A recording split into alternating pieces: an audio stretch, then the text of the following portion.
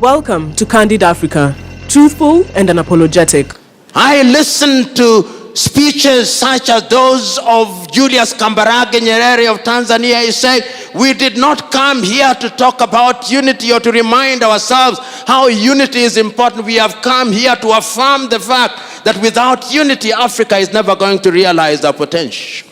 And one can go on to the speeches of Modibo and others and Haile Selassie and others, but it's not important to rehash those speeches because they can be located in libraries. But it's important to isolate one speech, the speech of Osagyefo Kwame Nkrumah, because that, for those of you who are French speakers, that was the pièce de résistance. It was the speech that, in my view, captured the essence of what was meant to be Africa. And the three things that stand out in the speech and therefore form the three-legged stool upon which my presentation will now be founded. He said that Africa must unite and unite immediately before the leaders who are present in that forum become used to the trappings of power.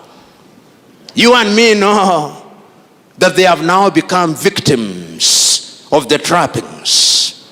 He said that we must unite and come out of that arrangement with one army, with one currency, with one united country, because the former colonial powers had yet devised another method of controlling Africans. And he said that that thing which we later examined and recognized as neocolonialism was alive and well.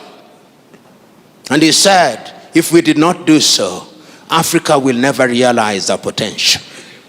That is the Africa about which you want me to reminisce in order for me to determine what was the vision of the founding fathers. Their vision was a united Africa.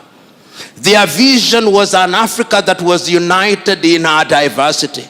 Their vision was an Africa that would tell her story. Their vision was an Africa that would exploit our resources for our benefit.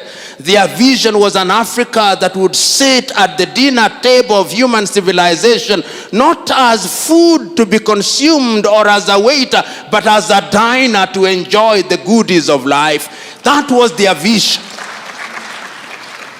But the question is, that vision that saw Africa liberate herself from the clutches of colonialism, was it merely flag independence, as Kenya's Ngugi wa Thiong'o says, not in so many words, in his book Decolonizing the Mind?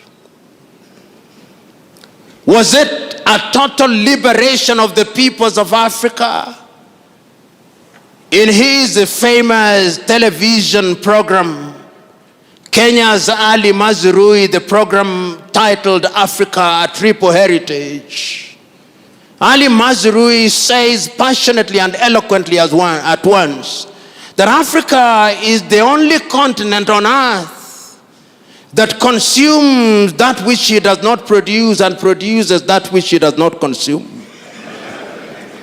And he says, curiously, we are the only continent on earth that is still referred to in the following derogatory terms: Anglophone Africa, Francophone Africa, Lusophone Africa, and those who are generous even refer to some part of Africa as Arabophone Africa.